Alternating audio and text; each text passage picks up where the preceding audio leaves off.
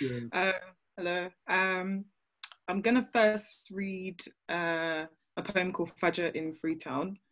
Um, yeah, I thought this will be a lot less nerve-wracking in my bedroom, but it's not. But okay, all right. Let me begin. Okay. Today I woke up in a place I should have been, that should have been mine. The sun, the color of my skin, close to me like veins that flow downriver from me, just a screen, a facade. Instead, we walk heads under rain and hail, tossing and turning to pick the pennies from the ground to return to the red dust, the white sand, the corrugated iron, the sun on my palms, songs sung on the side of the streets, blaring music of my soul, red dust under my feet, till the sores form and the skin splits, and the blood flows forth, branching off like a tree, becoming one with the soil, becoming one with the soul, roots. What is the plant with no roots? Wilting slowly in a vase for show, smiling, glass mirrors and tall buildings, smiling wider now. And wider, microaggressions fill our days, louder and louder. We grow our hair higher and higher. We are defying gravity. Without roots, a flower in a vase, I'm like a flower that has been cut from the stem down when I'm planted in the soil of Freetown. When the sun rises at Fajr, my leaves stretch to the sun away from here, in the place I should have been, in the place I'm in the purgatory that binds me. The mismatched concrete beckons me like a long lost ancestor, where my ancestors find me and rock me to sleep, till the day a Fajr sun will take me away from whatever this is. Yeah, it's finished. Yeah, so I wrote that poem, say about 7 years ago. So like my first adult trip to Sierra Leone. So that was a very confusing time, but yeah. Okay, the second one I was going to read is called Growing Pains. Yeah, okay, I'll start that now. Okay, it's the ache in your spine as you fly down the escalator. Toes curling as you walk on the back of your dreaming to a new horizon. It's the coffee in your hand, the rendezvous and the tete-a-tetes, your hand in mine. We jump on the back of a red bus, howling with laughter, feet up on priority seating. Sorry, you're only young once. On the town, we lay our hearts bare, cutting shapes to some drum and bass, garage, grimy. The whirlwind that spins you round and takes you high and regurgitates you on the pavement at dawn from the swollen belly of this town, bloated. Age swings under our eyes like an anchor, caffeine for blood. We make lists and plans and lists and plans and more lists till they border the shard. It's hard to see the sun with London's overcast swallowing you beneath the shade of its skyscrapers. You touch your Oyster card to the reader and weave in and out of your days, not stopping for a second like the city around you. Coffee cup in tow, coat on your back and a camera around your neck so you can capture a moment and stop the pains, just for a second. Okay, thank you. Yeah, I'm gonna mute myself now. Thank you. Thank you That so was amazing, Mariam. Thank you so much. Thank you, Young Salon. much. So next up, we are going to just do a brief interview with Adeola Carew. I'm sure many of you here know who Adeola is. Adeola Carew is a Sierra Leonean writer and poet. She's an amazing writer. Her poems are just like, I'm a fan. Okay, I'm fangirling right now. But Adeola is a law student as well, and she has performed her poems at different events. Recently, at the UN events in Sierra Leone for the United Nations, and her poems cover, issues surrounding gender-based violence, marginalized groups, love, Sierra Leone, and patriotism. The reason why I also called on Adeola is because she has a kind of a different way of sharing her stories. She does most of her work on social media. So she also has like multiple platforms, both on Facebook and Instagram, where she shares her work, and she also makes short films as well with her poetry. So Adeola, thank you so much for being a part of this. I'm looking forward to your poetry performance to close the event. But before we get to that, my first question is: so you're sort of like a modern face to storytelling in Sierra Leone, Professor Osman Sanko is, of course, a pioneer in publishing. But for you, I would say you sort of self-publish your work, if that's how you see it as well. And you do that online using social media on Instagram and Facebook and Twitter. So, as a Sierra Leonean creative, how has that experience been for you, and why have you chosen those mediums? Okay. Hello, Ngozi. Hello, everybody. Um, Actually, talking about my experience with sharing stories on social media, the first thing I need to say is like 3 years ago, I was not the most social person at all. Can you get me? I need to check that first. Yes. I can hear you. Okay, that's good. Hello, network. So, I was not the most social person, so I did not have a social media account. I was not, I had like Facebook, Instagram, and Twitter, but I wasn't posting on them. I wrote poems, I wrote stories, but I didn't share them on any medium at all, mostly because I was shy. But then 3 years ago, I had the opportunity to read a poem, not perform it, just read a poem that was in my phone at Oasis. So at that time, Oasis was like the hub for like creative people in Sierra Leone. Basically, that was the creative scene. People would go there and read poems. They would do open mics. So the first time I went there, that was when I can say that my blood got hot to continue sharing my work.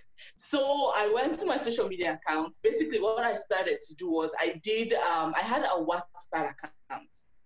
On Wattpad, you write stories on a chapter-to-chapter basis. I had that, but there wasn't a lot of people on Wattpad in Sierra Leone. So I decided that since there were people on Facebook, it would be easier to access them.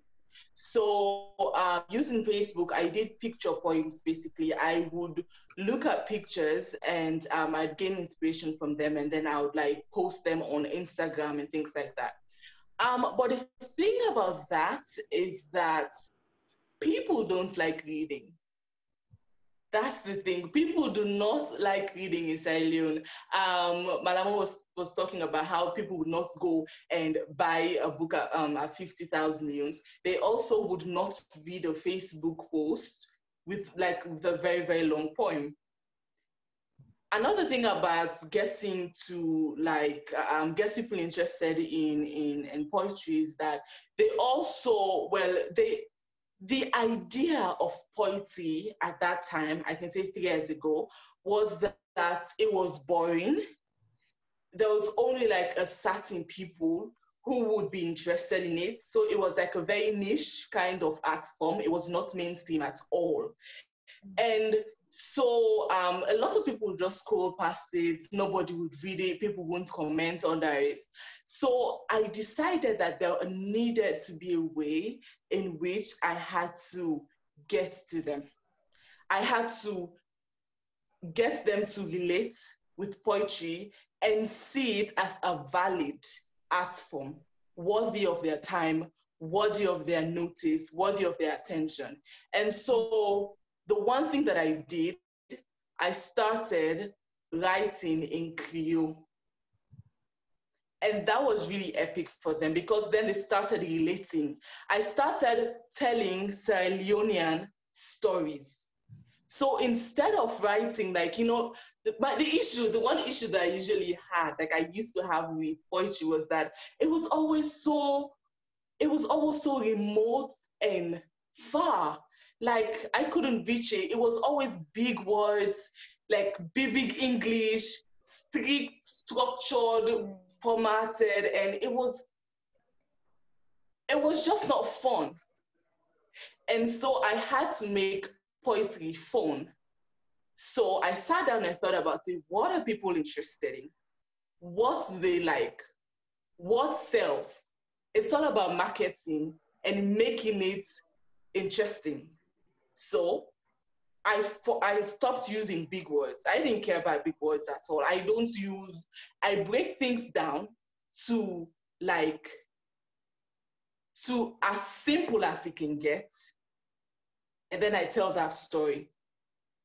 I'm not saying that Sierra Leoneans are stupid, because that might be what people say. Oh, well, they think say Sierra Leoneans are stupid and they won't get it if you make it too complicated. But that's not it. That's not what I'm saying. I'm saying simplicity, as somebody just messaged, simplicity is the key. Yeah, and making It's it the key. accessible to people, to making it, you know, because like you said, this is like, you have to know your audience as well. If you are Exactly.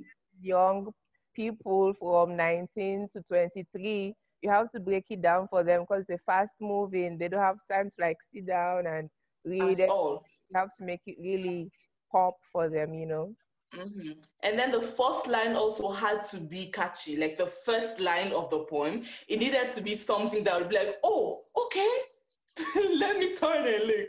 So I think I combined my advocacy with my poetry, and that worked because I actually was able to send a message and then draw attention to poetry as a valid art form. And I like the way things are now.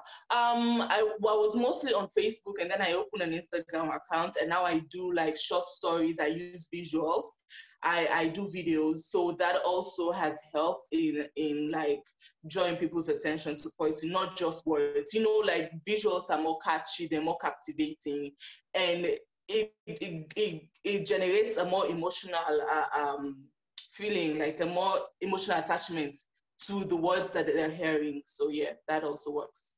Yeah. And which platform do you find the most useful for your work? Is it Instagram? Is it Facebook? Hello? Did you hear? You know what platform do I? Which one is the most helpful or the best one that you use? Is it Instagram? Is it Facebook? Okay, so which is the most helpful? Well, it depends on what you mean by helpful. I love Instagram because when it's in Instagram, you can actually collate everything. It's very like it's neatly arranged. It's packed. I like going to my Instagram account and then seeing all my poems, my pictures, all neat and structured, and they look pretty. And then it's actually a catalog, so you can go from one poem to another. You can read the picture poems, you can watch the videos. I love that. I like Twitter though. I think I prefer Twitter more because with Twitter, there's way more engagement. There's the back and forth, there's the commenting, there's the interaction. And so I think Twitter has been more helpful for my career as a poet than Instagram. Instagram is good because you can catalog everything, and you don't need to go through thousands or hundreds of tweets to go from one point to another.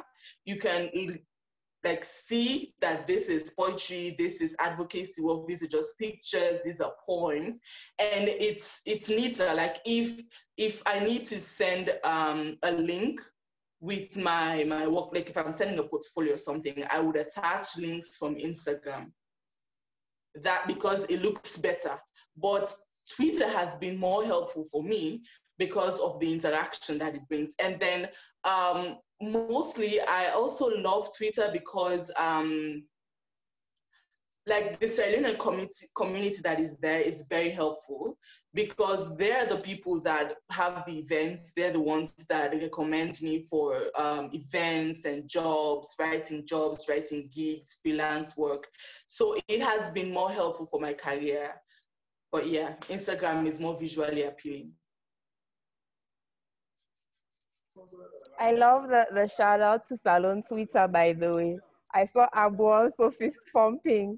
I think Salon Twitter is doing a good job. At least we are useful. Salon Twitter is amazing. It's amazing, top tier. I know, yeah, I know. Yay.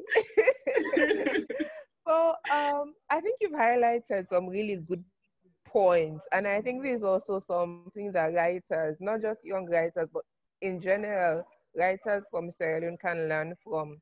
Because social media is a powerful tool to The share best. our work and to really not just connect with outside selling, but even with each other. Like I've discovered some really good writers on Twitter, just clicking on their blogs, reading what they're saying. And so I think we should really take more advantage of, I mean, whichever platform works for you. If it's Facebook, if it's Yes. Instagram, if it's Twitter, just make the best of it. So what do you think is the future of digital creative storytelling in Sierra Leone? Since that's what you use. Yes. Okay. So one thing I wanted to say whilst you were talking is that gigs are good, live performances are great. Yes, you get to show what you can do in front of a live audience. They love it. But then most times you spend it all on backstage, off stage. You don't actually interact with these people. And they would go home and of course they would say, oh, I like that person day, and that would be the end of it. But on social media, you can continue the discourse. Other opportunities will be granted to you because of what they had seen, you understand? So that's why it's really important to have social media accounts and to be very accessible. I know that other people like having like private accounts, but it's really nice when it's public, especially if you want to be in this field. I feel like it's good if it's public and then it's accessible so people can reach out to you with opportunities. Now, as for the future of digital storytelling in Sierra Leone,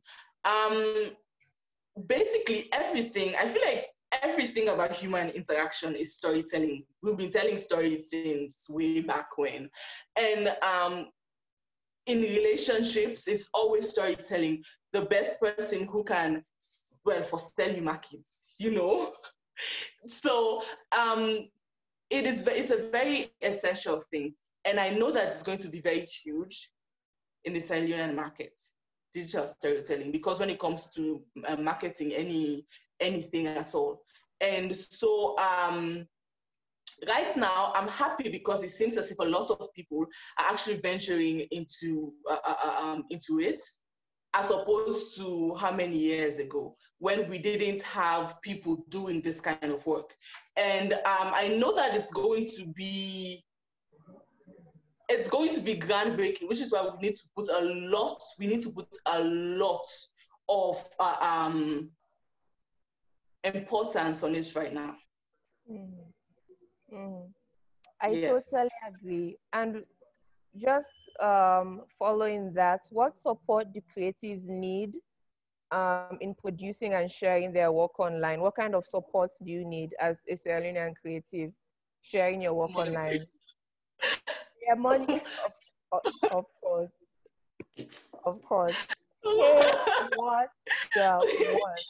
I was listening. I was listening to Malam, and he was talking about how it would be nice if we could work and like do stuff for free and all of that. But like money is very important.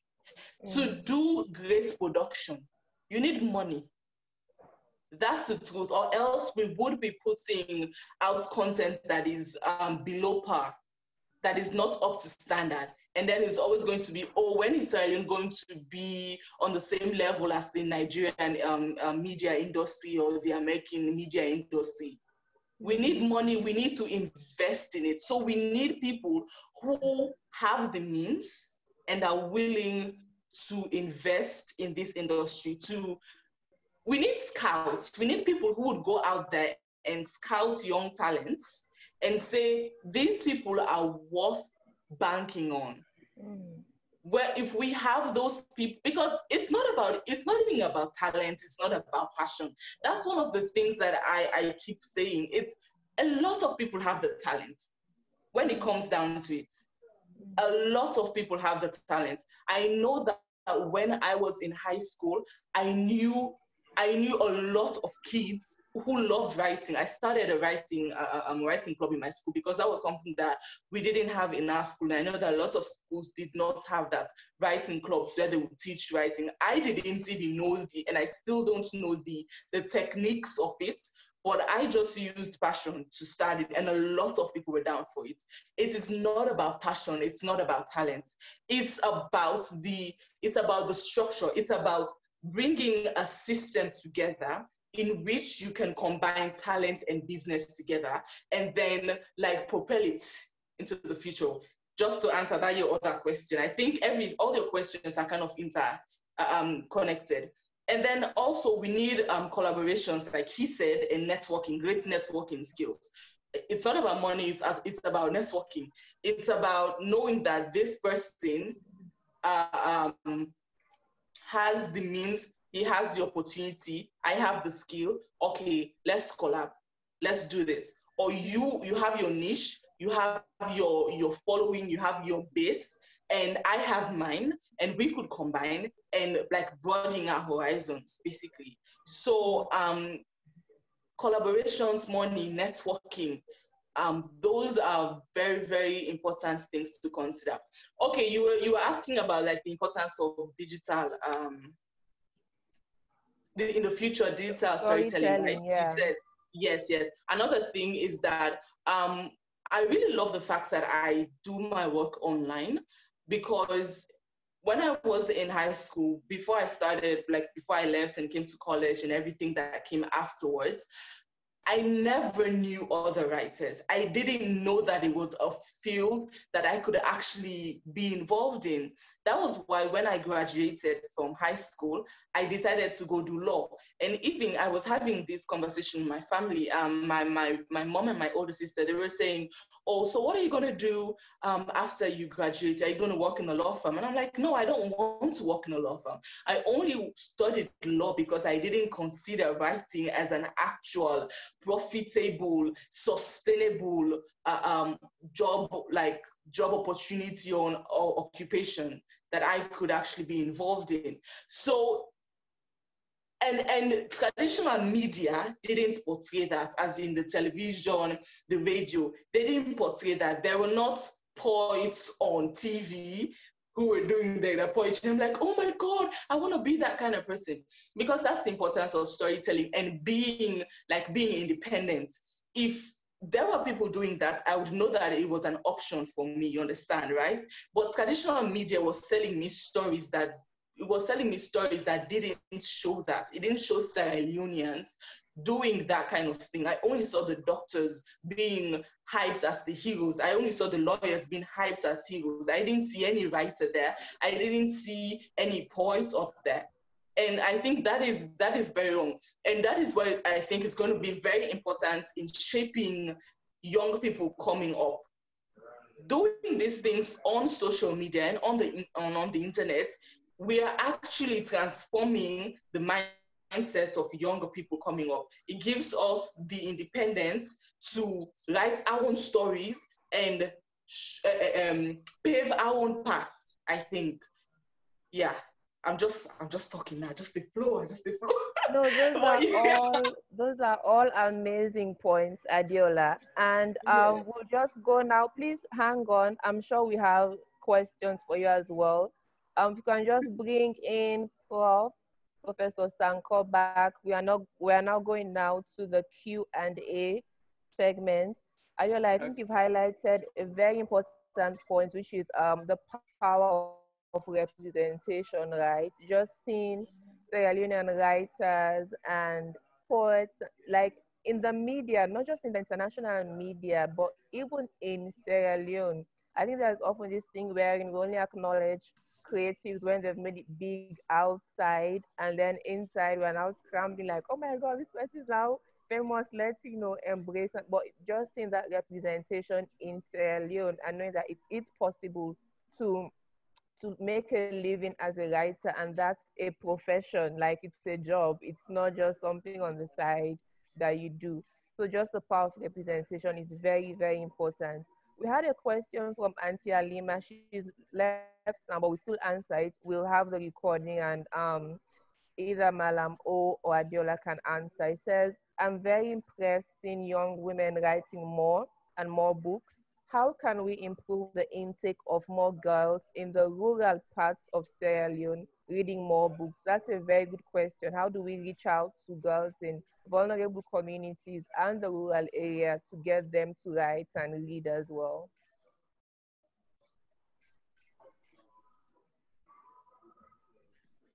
Should I start? Yeah. Please, Prof. Yes. Go ahead. Good. Like I said earlier on, I have been funding already. There's what we call the Leaders Reading Club. There's a reading club. It's also on Facebook, the Leaders Reading Club. There's a young guy who is leading this for us. He's now in school himself. But it's Professor P.K. Moana and myself have been funding this. So what we do is we go to the schools, even in the villages, and then we get the girls and boys reading. And we have seen that in several of the places where we've been, actually, the girls are doing very well too. So the thing is, it's just about bringing these kids to and giving them the opportunity to read. Not necessarily having to say girls and boys any longer, but just let the kids come. Because now, even in the villages, you have most of the girls go to school now these days because it's free.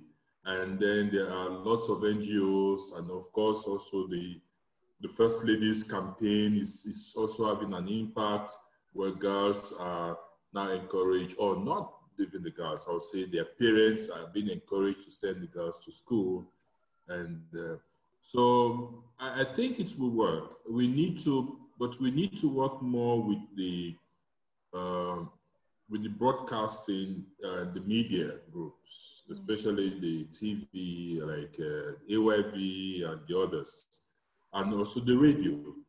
And so have programs that really target the girls and also talk about reading. And there is, what's the name of this woman? Cassava, she has a group called Cassava. Not too long ago, it was launched at State House, mobile reading group. So, but she started in Cambia, I think, and she had a reason for that. But if she's able to expand, then she would go more into the villages and take our books along, books by Sierra Leonean writers to the remote areas. That can make things work. Yeah. Make a difference. I agree as well. Someone is also asking, so you are, of course, a statistician. I can never get this word right. I know. Know the data as to how many female published authors there are as opposed to male published authors. And we have a question that says, are there any plans to increase the number of published female authors in Sierra Leone? Because I think there might be an imbalance, but you'll know the data. Let me tell you what I'm doing now, Ngozi. In fact, I have spoken to 50-50 group because Fatou Taki, Dr. Fatou Taki was the president there, and I think another woman has taken over. But Dr. Fatou Taki is one of the supporters of SLWS. She has also been published there. She has published 2 books, a collection of poems and a collection of short stories. So, and you know, probably some of you have heard her name. I mean, she is a kind of a drive behind pushing women and today. So we are encouraging. So what I do is I also target, whenever I meet women who are role models in this country, I approach them. I have even approached a lady like Marcella Sambasise, who leads an organization, and she's almost always in the media, commenting on social issues. And she's now, of course, her group is also talking about something that against my organization, but that's not the point. The point is that she is a figure in this country. Many people know her. So I've spoken to her. So on the sidelines, she and I are working together. And these people who are very busy, I try to get ghost writers for them. What I mean by ghost writer, someone who will come and then have a discussion with this person and they write together to help. And there is another woman who you guys may know or may not know. She is the third generation owner of Lion Bakery, Red Lion Bakery. She's Michelle. And so I just told her, I met her and I said, this bakery is still there. Even when we were young, we would buy Red Lion Bakery, we would go there, they would send us to buy, and it's still running. Can you tell the world how you are managing it? And now you are the third generation leader of it. So she is also considering to write. So I am making efforts myself. And I'm sure some guys are now, I can see Abu Yula saying, Malamu, why? And you know why? I have 3 girls. I have 3 daughters and no son, and I've not been looking for a son, by the way. So I know what my daughters tell me when we meet and everything that we talk. So I am a promoter of women because I know what it means. And if you go to me, my cup is he for she, what I use to drink my coffee or whatever it is. And even the work I do at Statistics Leone, gender statistics is key. So you are probably preaching to the converted. I am one who is really pushing, and I want in everything I do, I want to support women because I know how they can contribute. Adeola, do you have anything to add, just from your own side as sharing your work online? How can female creatives online feel supported?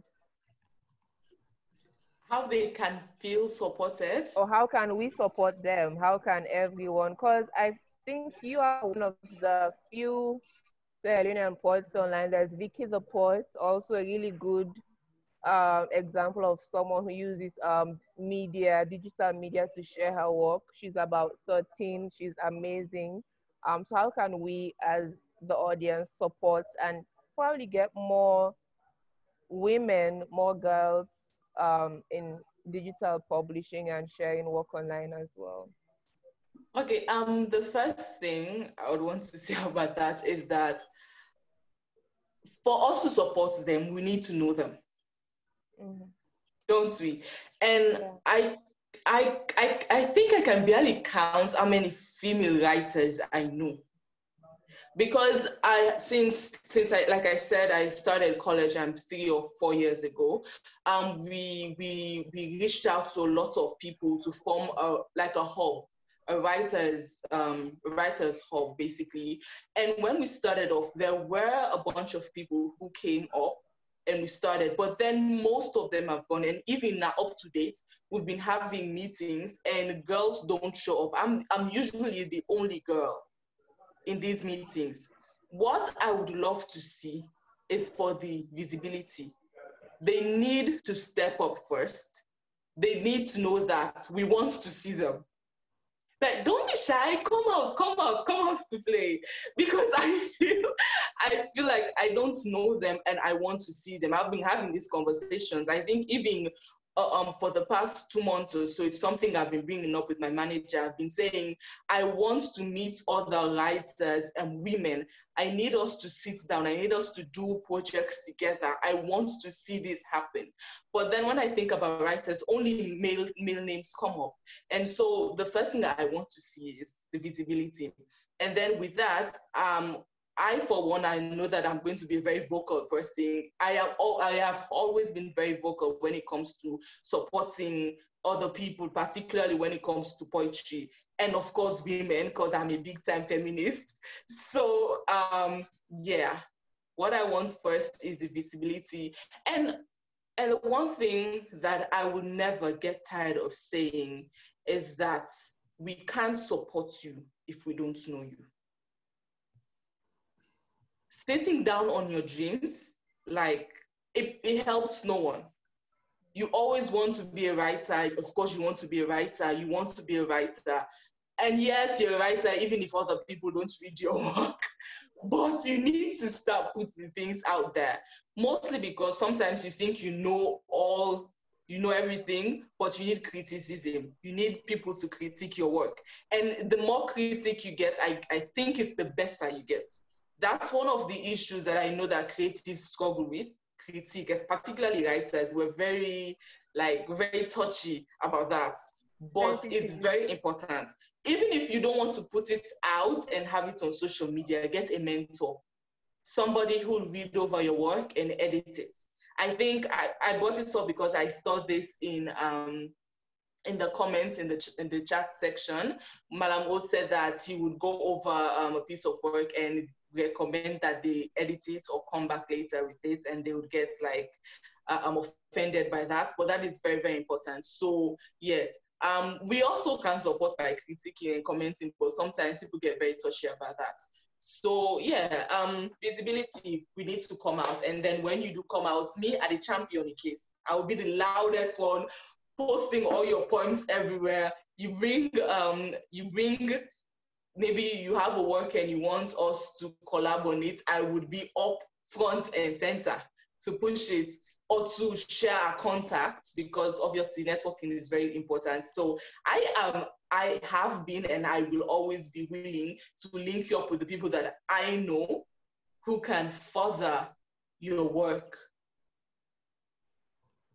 Yeah. I think we all should do that. We should all be very supportive of Sierra Leonean voices.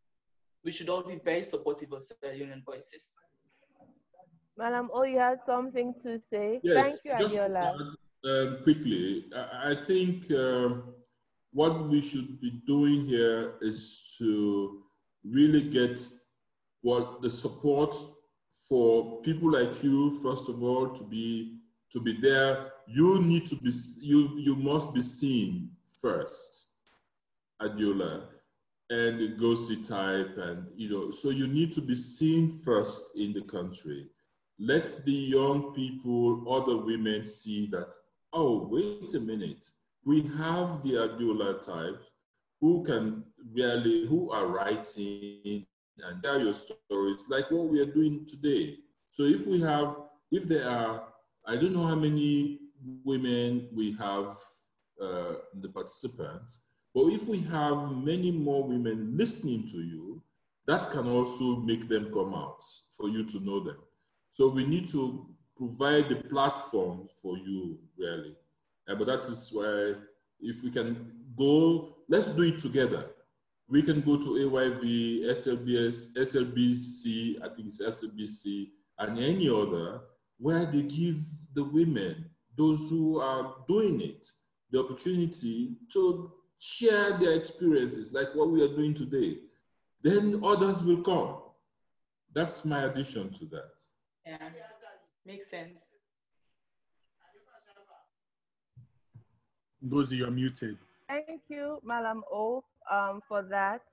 Does anyone have any final questions or comments before we close and ask Adeola to give a rendition? I think, any final questions? I think there's a question in the question box. Let me check. Oh, yes. Oh, it says, Adeola and Ngozi, have any of you written a short story? If yes, where can we read them? If no, do you plan on writing one? So I have written a short story. It was published on Afrida. I'll share the link in the chat. I have like gaps in writing, so I don't write as frequently as I should, but I'll share the link for my short story. There are also short stories on Poda-Poda as well. So there are pieces of fiction, and Adeola's poetry she has so many poems on Poda-Poda.com. So if you go to Poda-Poda Stories, the website, I'll also put that in the chat here. You can read Adeola's poems as well. I'll let Adeola promote her work as well. She has so many things on Instagram and on Poda-Poda. So Adeola, go. Go. So the thing is, I'm sad to say that I don't have any short story out there. I have been working on, I actually have a manuscript though, but that I don't know when you'll be seeing that, when I do get published. I do a lot of poems. I have been focused on poetry for the past, say, 2 years, and mostly spoken word poetry and performing poetry. So I have a lot of ideas. I have a lot of story ideas, a lot of plots. I've already plotted out the whole thing, the story sequences. I have loads of that. I just haven't written any of them. I am so sorry about that. But the plan is that after I get my anthology published, then the other works would actually like see the light of day. But you can read my poems on my Instagram, the writer Adeola, on Facebook, the Adeola, on Instagram, the writer Adeola. I think that is very easy to remember. Adeola, Adeola. You'll see my videos there and my poems there, but as for short stories, no. But on Poda-Poda SL, on Poda-Poda, I have prose poetry there. It's kind of like short stories, but they are very lyrical and emotive instead of being like very strictly prose. But yeah. I'm sharing some of her work I now. hope that answer your question. Oh, okay, thank you. Okay, I want you to say something. Yes, Madam. Yes, and I wanted to invite those who are publishing online, electronic publishing, that I still say that for the country, you still have people who can't go online, they can't read your stories, they can't read your poems. So we can collaborate together. We can have, if you have had a good number of poems already written online, a good number of short stories, we can do an anthology of those that we can publish in SLWS. I think that is another way where we would have your work come to the schools, come to homes of people who do not have Facebook accounts or they can't read whatever you're doing. So that's another way. Let us say, imagine if we have a cover of Ngozi and Adeola, hey, poetry by the two of them, or short stories. This would be terrific, okay? If I can succeed in getting your faces on the cover of a book with your poems, your short stories, and something like this, that would really ignite others to come. You guys have followers. Don't underestimate the power you have in this country today. Okay, and so that, but let us collaborate. So you can focus on your work, on your online publishing. Let me have your text. We do it together. We format together. We have a book like what I have for Yema Lucilda Hunter here. You know, so I publish Yema Lucilda Hunter. Some of you probably know her. And, an amazing writer. Can I just give you my plans before you cut me off? Yeah, so we literally have like 1 minute left, and Adeola has to perform. So I just wanted to ask you to just share who are you going to be publishing soon from Sierra Leone Writers Series, and which authors from Sierra Leone Writers Series should we look out for this season? Just a quick author highlight. I know, sorry. Wow, it's a long list of them. A long list of them. I know Samuel Akonte has something out. Yes, Samuel Akonte. We have Umar Farouk Sise. This guy writes all over the place. And we have Mohamed Jibril Sise, and these guys are writing. And of course, we have Fatou Taki is also putting things together. I am moving all over the place. Like I mentioned the two women already, but those ones, I'm sure their work will be in 2021 because we're in November now. So we have those ones coming. And Lucilda Hunter is coming up also with a smasher. You know, one of her latest book was reviewed by BBC Focus on Africa, the one I published. Her name was Aina. I mean, it was terrific. But probably I am now writing myself. Hybridize was planned many years ago, and you know what is going to come?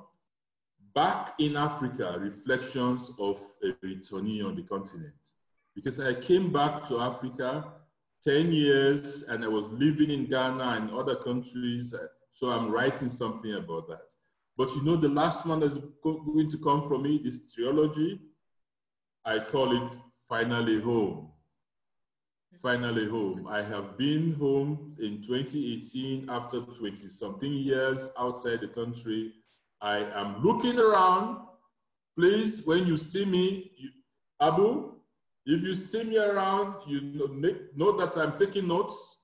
All right, take care. I love you guys. Thank you so much. It's been such a pleasure interviewing you and talking to you. We definitely have to have another panel featuring Prof and other, writers and authors as well. Thank you, Professor Malam O.